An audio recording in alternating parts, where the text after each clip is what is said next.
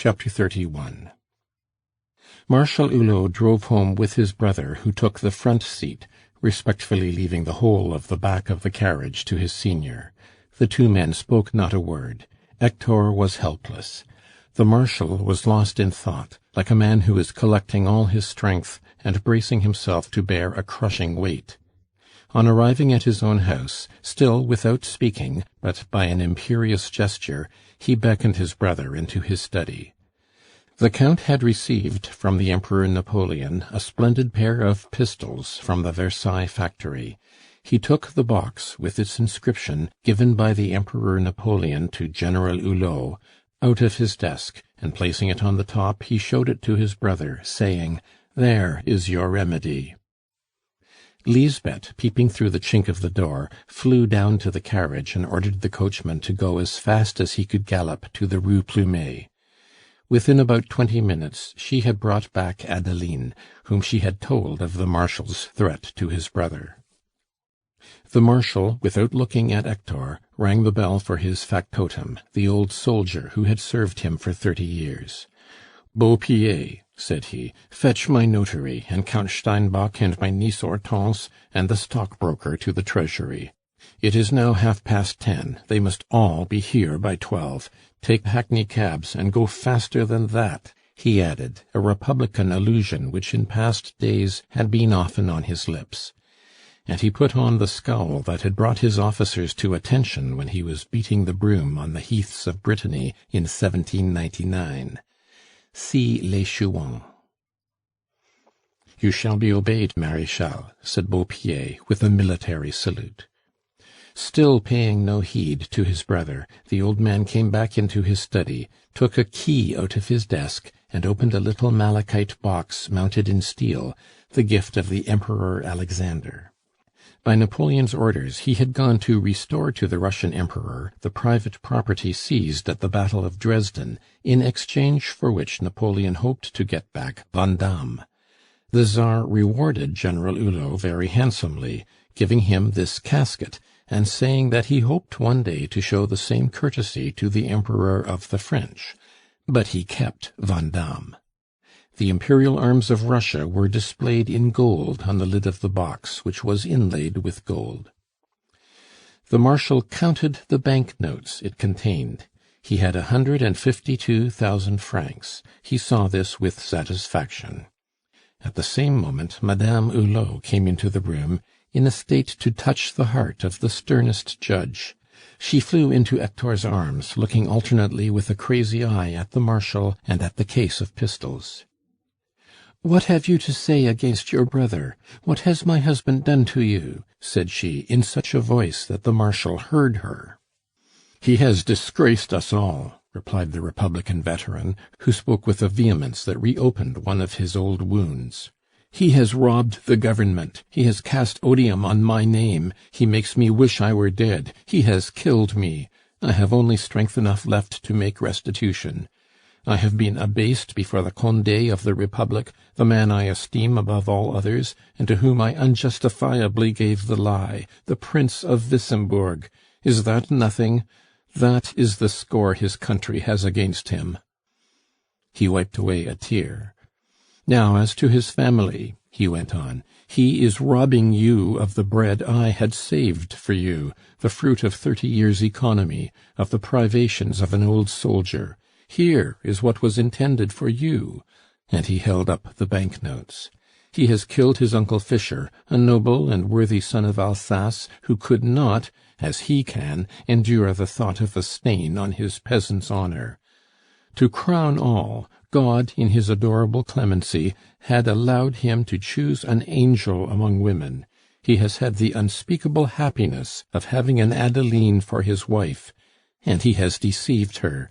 He has soaked her in sorrows. He has neglected her for prostitutes, for street hussies, for ballet girls, actresses, Cadine, Josepha, Marneffe. And that is the brother I treated as a son and made my pride. Go, wretched man. If you can accept the life of degradation you have made for yourself, leave my house. I have not the heart to curse a brother I have loved so well. I am as foolish about him as you are, Adeline, but never let me see him again. I forbid his attending my funeral or following me to the grave. Let him show the decency of a criminal, if he can feel no remorse." The Marshal, as pale as death, fell back on the settee, exhausted by his solemn speech. And for the first time in his life, perhaps, tears gathered in his eyes and rolled down his cheeks. "My poor uncle!" cried Lisbeth, putting a handkerchief to her eyes. "Brother," said Adeline, kneeling down by the Marshal, "live for my sake. Help me in the task of reconciling Hector to the world and making him redeem the past." "He!" cried the Marshal. "If he lives, he is not at the end of his crimes. A man who has misprized an Adeline, who has smothered in his own soul the feelings of a true republican which I tried to instil into him, the love of his country, of his family, and of the poor, that man is a monster, a swine. Take him away if you still care for him, for a voice within me cries to me to load my pistols and blow his brains out. By killing him I should save you all, and I should save him, too, from himself." The old man started to his feet with such a terrifying gesture that poor Adeline exclaimed, "Hector, come!" She seized her husband's arm, dragged him away and out of the house. But the Baron was so broken down that she was obliged to call a coach to take him to the Rue Plumet, where he went to bed. The man remained there for several days in a sort of half-dissolution, refusing all nourishment without a word. By floods of tears Adeline persuaded him to swallow a little broth. She nursed him, sitting by his bed, and feeling only, of all the emotions that once had filled her heart, the deepest pity for him. At 12:30 Lisbeth showed into her dear Marshal's room, for she would not leave him, so much was she alarmed at the evident change in him, Count Steinbock and the notary. "Monsieur le Comte," said the Marshal, "I would beg you to be so good as to put your signature to a document authorizing my niece, your wife, to sell a bond for certain funds of which she at present holds only the reversion. You, Mademoiselle Fischer, will agree to this sale, thus losing your life interest in the securities." "Yes, dear Count," said Lisbeth, without hesitation. "Good, my dear," said the old soldier. "I hope I may live to reward you. But I did not doubt you. You are a true republican, a daughter of the people." He took the old maid's hand and kissed it. "Monsieur Hannequin," he went on, speaking to the notary, "draw up the necessary document in the form of a power of attorney, and let me have it within 2 hours, so that I may sell the stock on the Bourse to-day. My niece, the Countess, holds the security. She will be here to sign the power of attorney when you bring it, and so will mademoiselle. Monsieur le Comte will be good enough to go with you and sign it at your office." The artist, at a nod from Lisbeth, bowed respectfully to the Marshal and went away. Next morning at 10 o'clock, the Comte de Forzheim sent in to announce himself to the Prince, and was at once admitted. "Well, my dear Hulot," said the Prince, holding out the newspapers to his old friend, "we have saved appearances, you see. Read." Marshal Hulot laid the papers on his comrade's table, and held out to him the 200,000 francs. "Here is the money of which my brother robbed the State," said he. "What madness!" cried the Minister. "It is impossible," he said, into the speaking trumpet handed to him by the Marshal, "to manage this restitution. We should be obliged to declare your brother's dishonest dealings, and we have done everything to hide them." "Do what you like with the money, but the family shall not owe 1 sou of its fortune to a robbery on the funds of the State," said the Count. "I will take the King's commands in the matter. We will discuss it no further," replied the Prince, perceiving that it would be impossible to conquer the old man's sublime obstinacy on the point. "Good bye, Cottin," said the old soldier, taking the Prince's hand. "I feel as if my soul were frozen." Then, after going a step towards the door, he turned round, looked at the Prince, and seeing that he was deeply moved, he opened his arms to clasp him in them. The two old soldiers embraced each other. "I feel as if I were taking leave of the whole of the old army in you," said the Count. "Good-bye, my good old comrade," said the Minister. "Yes, it is good-bye, for I am going where all our brave men are for whom we have mourned." Just then Claude Vignon was shown in. The two relics of the Napoleonic phalanx bowed gravely to each other, effacing every trace of emotion. "You have, I hope, been satisfied by the papers," said the Master of Appeals elect. "I contrived to let the opposition papers believe that they were letting out our secrets." "Unfortunately, it is all in vain," replied the Minister, watching Hulot as he left the room. "I have just gone through a leave-taking that has been a great grief to me. For, indeed, Marshal Hulot has not 3 days to live. I saw that plainly enough yesterday. That man, one of those honest souls that are above proof, a soldier respected by the bullets in spite of his valor, received his death blow, there in that armchair, and dealt by my hand in a letter. Ring and order my carriage. I must go to Neuilly," said he, putting the 200,000 francs into his official portfolio. Notwithstanding Lisbeth's nursing, Marshal Hulot 3 days later was a dead man. Such men are the glory of the party they support. To Republicans, the Marshal was the ideal of patriotism, and they all attended his funeral, which was followed by an immense crowd. The army, the state officials, the court, and the populace all came to do homage to this lofty virtue, this spotless honesty, this immaculate glory. Such a last tribute of the people is not a thing to be had for the asking. This funeral was distinguished by one of those tributes of delicate feeling, of good taste and sincere respect, which from time to time remind us of the virtues and dignity of the old French nobility. Following the Marshal's bier came the old Marquis de Montauran, the brother of him who, in the great rising of the Chouans in 1799, had been the foe, the luckless foe of Hulot. That marquis, killed by the balls of the Blues, had confided the interests of his young brother to the Republican soldier. See Les Chouans. Hulot had so faithfully acted on the noble royalist's verbal will that he succeeded in saving the young man's estates, though he himself was at the time an émigré. And so the homage of the old French nobility was not wanting to the leader who, 9 years since, had conquered Madame. This death, happening just 4 days before the banns were cried for the last time, came upon Lisbeth like the thunderbolt that burns the garnered harvest with the barn. The peasant of Lorraine, as often happens, had succeeded too well. The Marshal had died of the blows dealt to the family by herself and Madame Marneffe. The old maid's vindictiveness, which success seemed to have somewhat mollified, was aggravated by this disappointment of her hopes. Lisbeth went, crying with rage, to Madame Marneffe, for she was homeless, the Marshal having agreed that his lease was at any time to terminate with his life.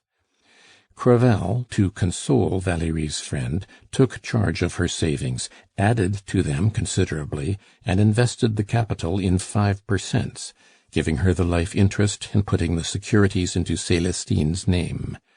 Thanks to this stroke of business, Lisbeth had an income of about 2,000 francs.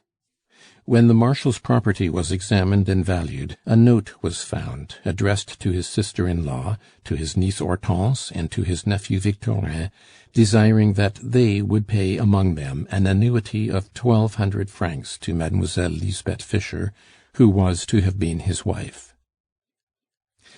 Adeline, seeing her husband between life and death, succeeded for some days in hiding from him the fact of his brother's death.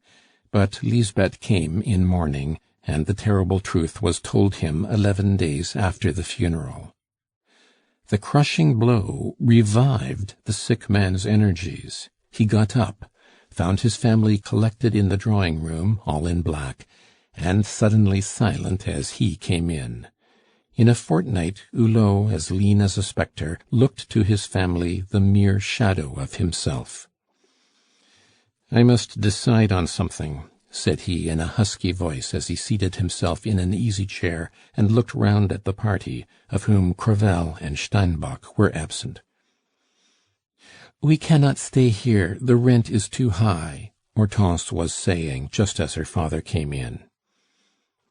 "As to a home," said Victorin, breaking the painful silence, "I can offer my mother—" As he heard these words, which excluded him, the Baron raised his head, which was sunk on his breast as though he were studying the pattern of the carpet, though he did not even see it, and he gave the young lawyer an appealing look.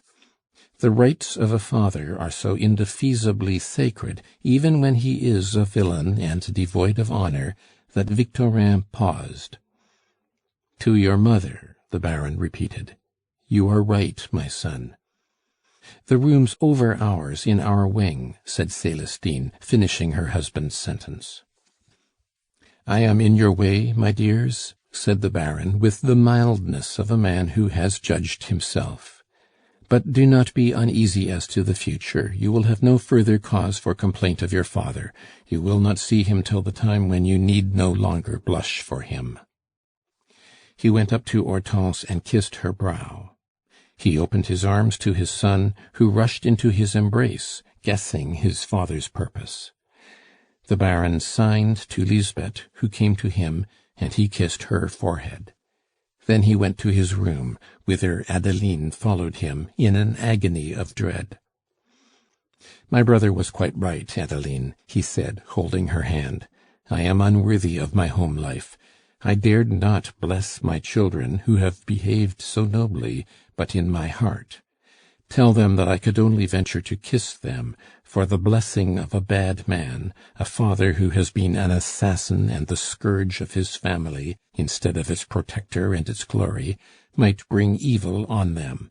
But assure them that I shall bless them every day. As to you, God alone, for He is Almighty, can ever reward you according to your merits. I can only ask your forgiveness." And he knelt at her feet, taking her hands and wetting them with his tears. "Hector, Hector, your sins have been great, but divine mercy is infinite, and you may repair all by staying with me. Rise up in Christian charity, my dear. I am your wife and not your judge. I am your possession. Do what you will with me. Take me wherever you go. I feel strong enough to comfort you, to make life endurable to you, by the strength of my love, my care and respect. Our children are settled in life, they need me no more. Let me try to be an amusement to you, an occupation. Let me share the pain of your banishment and of your poverty, and help to mitigate it. I could always be of some use, if it were only to save the expense of a servant." "Can you forgive, my dearly beloved Adeline?" "Yes, only get up, my dear." "Well, with that forgiveness I can live," said he, rising to his feet. "I came back into this room that my children should not see their father's humiliation. Oh, the sight constantly before their eyes of a father so guilty as I am is a terrible thing. It must undermine parental influence and break every family tie. So I cannot remain among you, and I must go to spare you the odious spectacle of a father bereft of dignity. Do not oppose my departure, Adeline. It would only be to load with your own hand the pistol to blow my brains out. Above all, do not seek me in my hiding place. You would deprive me of the only strong motive remaining in me, that of remorse." Hector's decisiveness silenced his dejected wife. Adeline, lofty in the midst of all this ruin, had derived her courage from her perfect union with her husband, for she had dreamed of having him for her own, of the beautiful task of comforting him, of leading him back to family life, and reconciling him to himself. "But, Hector, would you leave me to die of despair, anxiety, and alarms?" said she, seeing herself bereft of the mainspring of her strength. "I will come back to you, dear angel, sent from heaven expressly for me, I believe. I will come back, if not rich, at least with enough to live in ease. Listen, my sweet Adeline, I cannot stay here for many reasons. In the first place, my pension of 6,000 francs is pledged for 4 years, so I have nothing. That is not all. I shall be committed to prison within a few days in consequence of the bills held by Vauvinet. So I must keep out of the way until my son, to whom I will give full instructions, shall have bought in the bills. My disappearance will facilitate that. As soon as my pension is my own, and Vauvinet is paid off, I will return to you. You would be sure to let out the secret of my hiding place. Be calm. Do not cry, Adeline. It is only for a month. Where will you go? What will you do? What will become of you? Who will take care of you now that you are no longer young? Let me go with you. We will go abroad, said she. Well, well, we will see, he replied. The Baron rang and ordered Mariette to collect all his things and pack them quickly and secretly. Then, after embracing his wife with a warmth of affection to which she was unaccustomed, he begged her to leave him alone for a few minutes while he wrote his instructions for Victorin, promising that he would not leave the house till dark or without her. As soon as the Baroness was in the drawing-room, the cunning old man stole out through the dressing-closet to the ante-room and went away, giving Mariette a slip of paper on which was written, "Address my trunks to go by railway to Corbeil, to Monsieur Hector, cloak-room, Corbeil." The Baron jumped into a hackney coach and was rushing across Paris by the time Mariette came to give the Baroness this note and say that her master had gone out. Adeline flew back into her room, trembling more violently than ever. Her children followed on hearing her give a piercing cry. They found her in a dead faint, and they put her to bed, for she was seized by a nervous fever which held her for a month between life and death. "Where is he?" was the only thing she would say. Victorin sought for him in vain. And this is why. The Baron had driven to the Place du Palais Royal. There this man, who had recovered all his wits to work out a scheme which he had premeditated during the days he had spent crushed with pain and grief, crossed the Palais Royal on foot and took a handsome carriage from a livery stable in the Rue Joquelet.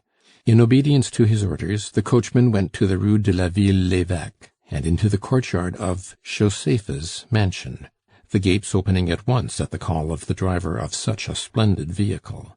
Josepha came out, prompted by curiosity, for her manservant had told her that a helpless old gentleman, unable to get out of his carriage, begged her to come to him for a moment.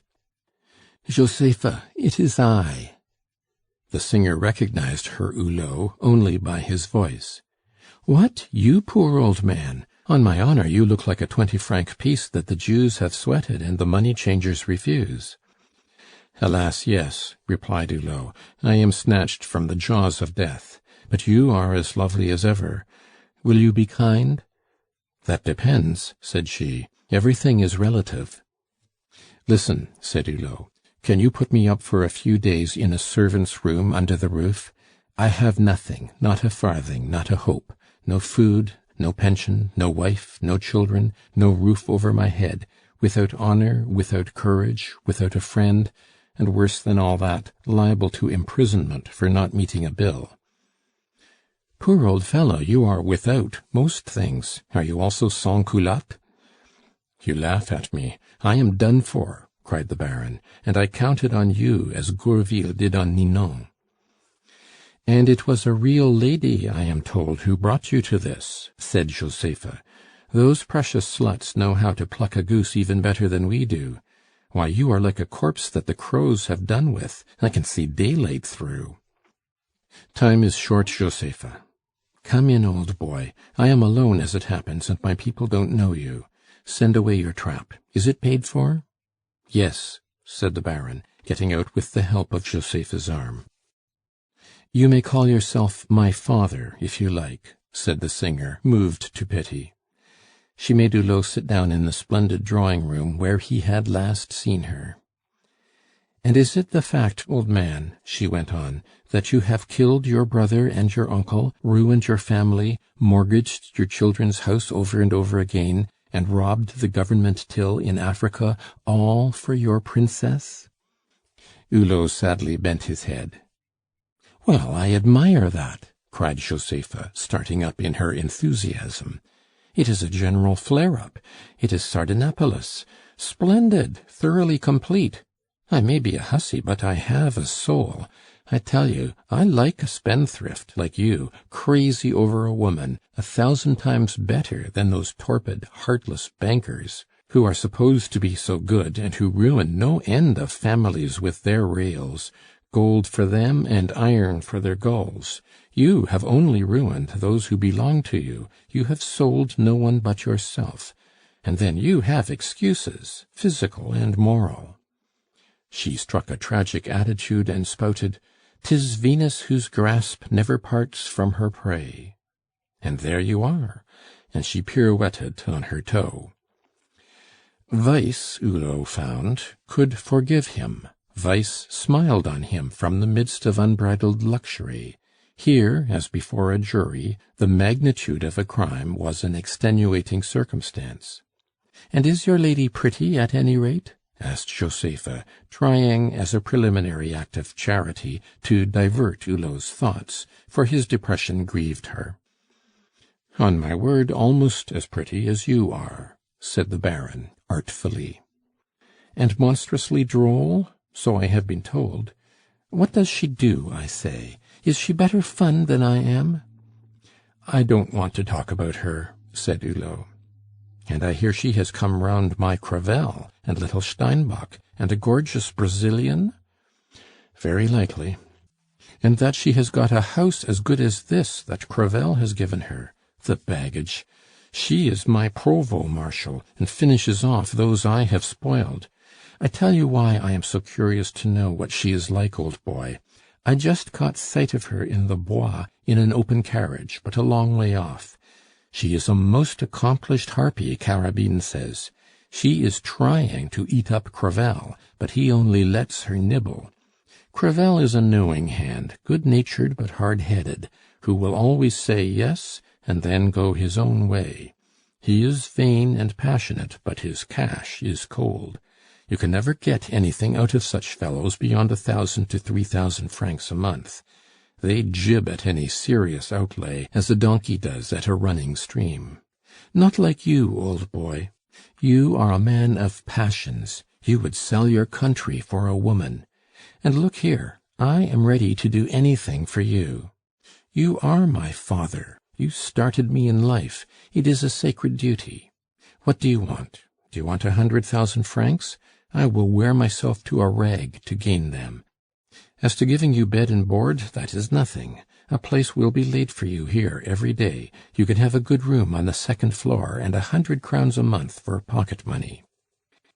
The Baron, deeply touched by such a welcome, had a last qualm of honor. "No, my dear child, no. I did not come here for you to keep me," said he. "At your age it is something to be proud of," said she. "This is what I wish, my child. Your Duc d'Herouville has immense estates in Normandy, and I want to be his steward, under the name of Toul. I have the capacity, and I am honest. A man may borrow of the government, and yet not steal from a cash-box." Said Josepha. "Once drunk, drinks again." "In short, I only want to live out of sight for 3 years." "Well, it is soon done," said Josepha. "This evening, after dinner, I have only to speak. The Duke would marry me if I wished it, but I have his fortune, and I want something better, his esteem. He is a duke of the first water. He is high-minded, as noble and great as Louis XIV and Napoleon rolled into one, though he is a dwarf. Besides, I have done for him what Lachauntz did for Rochefide. By taking my advice, he has made 2 millions. Now, listen to me, old popgun. I know you. You are always after the women, and you would be dancing attendance on the Normandy girls, who are splendid creatures, and getting your ribs cracked by their lovers and fathers, and the Duke would have to get you out of the scrape. Why, can't I see by the way you look at me that the young man is not dead in you, as Fénelon put it? No, this stewardship is not the thing for you. A man cannot be off with his Paris and with us, old boy, for the saying. You would die of weariness at Herouville." "What is to become of me?" said the Baron, "for I will only stay here till I see my way." "Well, shall I find a pigeon-hole for you? Listen, you old pirate. Women are what you want. They are consolation in all circumstances. Attend now. At the end of the alley, Rue Saint-Maur du Temple, there is a poor family I know of where there is a jewel of a little girl, prettier than I was at 16. Ah, there is a twinkle in your eye already. The child works 16 hours a day at embroidering costly pieces for the silk merchants, and earns 16 sous a day, 1 sou an hour, and feeds, like the Irish, on potatoes fried in rat stripping, with bread, 5 times a week, and drinks canal water out of the town pipes because the Seine water costs too much. And she cannot set up on her own account for lack of 6,000 or 7,000 francs. Your wife and children bore you to death, don't they? Besides, one cannot submit to be nobody where one has been a little almighty. A father who has neither money nor honor can only be stuffed and kept in a glass case." The Baron could not help smiling at these abominable jests. "Well now, Bijou is to come to-morrow morning to bring me an embroidered wrapper, a gem. It has taken 6 months to make. No one else will have any stuff like it. Bijou is very fond of me.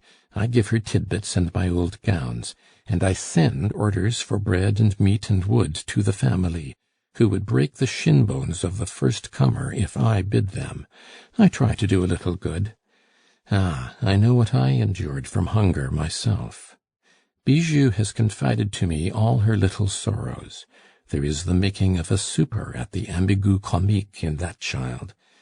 Her dream is to wear fine dresses like mine, above all to ride in a carriage. I shall say to her, 'Look here, little one, would you like to have a friend of—' How old are you?" she asked, interrupting herself. 72? I have given up counting.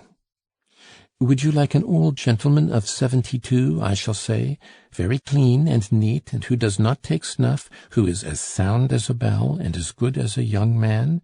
He will marry you in the 13th arrondissement, and be very kind to you. He will place 7,000 francs in your account, and furnish you a room all in mahogany, and if you are good, he will sometimes take you to the play. He will give you 100 francs a month for pocket money, and 50 francs for housekeeping. I know Bijou. She is myself at 14. I jumped for joy when that horrible Crevel made me his atrocious offers. Well, and you, old man, will be disposed of for 3 years. She is a good child, well behaved. For 3 or 4 years she will have her illusions, not for longer." Hulot did not hesitate. He had made up his mind to refuse. But to seem grateful to the kind-hearted singer, who was benevolent after her lights, he affected to hesitate between vice and virtue. "Why, you are as cold as a paving stone in winter!" she exclaimed in amazement. "Come now! You will make a whole family happy. A grandfather who runs all the errands, a mother who is being worn out with work, and 2 sisters, one of them very plain, who make 32 sous a day while putting their eyes out. It will make up for the misery you have caused at home, and you will expiate your sin while you are having as much fun as a minx at Mabille." Hulot, to put an end to this temptation, moved his fingers as if he were counting out money. "Oh, be quite easy as to ways and means," replied Josepha. "My Duke will lend you 10,000 francs, 7,000 to start an embroidery shop in Bijou's name, and 3,000 for furnishing, and every 3 months you will find a cheque here for 650 francs. When you get your pension paid you, you can repay the 17,000 francs. Meanwhile, you will be as happy as a cow in clover, and hidden in a hole where the police will never find you. You must wear a loose serge coat, and you will look like a comfortable householder. Call yourself Toul, if that is your fancy. I will tell Bijou that you are an uncle of mine come from Germany, having failed in business, and you will be cosseted like a divinity. There now, Daddy, and who knows, you may have no regrets. In case you should be bored, keep one Sunday rig out, and you can come and ask me for a dinner and spend the evening here. Aye, and I meant to settle down and behave myself. Look here, borrow 20,000 francs for me, and I will set out to make my fortune in America, like my friend d'Aiglemont when Nucingen cleaned him out." "You!" cried Josepha. "Nay, leave morals to workaday folks, to raw recruits, to the worthy citizens who have nothing to boast of but their virtue. You were born to be something better than a nincompoop. You are as a man what I am as a woman, a spendthrift of genius." "We will sleep on it and discuss it all tomorrow morning." "You will dine with the Duke. My d'Herouville will receive you as civilly as if you were the saviour of the state, and tomorrow you can decide. Come, be jolly, old boy. Life is a garment. When it is dirty, we must brush it. When it is ragged, it must be patched, but we keep it on as long as we can." This philosophy of life and her high spirits postponed Hulot's keenest pangs.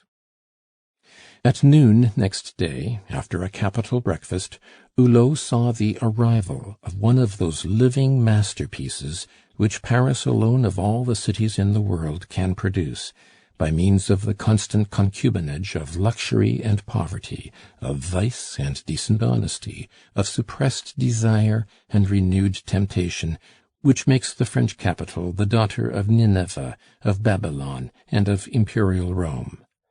Mademoiselle Olympe Bijou, a child of 16, had the exquisite face which Raphael drew for his virgins, eyes of pathetic innocence, weary with overwork, black eyes with long lashes, their moisture parched with the heat of laborious nights, and darkened with fatigue, a complexion like porcelain, almost too delicate, a mouth like a partly opened pomegranate, a heaving bosom, a full figure, pretty hands, the whitest teeth, and a mass of black hair, and the whole meagerly set off by a cotton frock at 75 centimes the metre, leather shoes without heels, and the cheapest gloves.